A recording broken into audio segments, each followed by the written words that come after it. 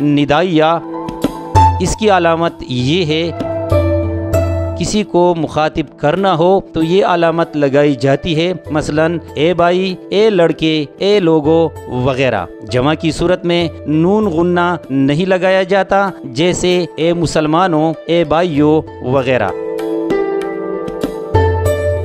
فجائیہ، اس کی علامت یہ ہے جب کسی جذبے، محبت، نفرت، حقارت، خوف، تعجب، غصہ، خوشی، تنبیہ یا تحسین کا اظہار مقصود ہو تو یہ علامت بطور فجائیہ لگائی جاتی ہے، مثلاً اف، او ہو، خبردار، شاباش، واہ، واہ واہ، افسوس وغیرہ۔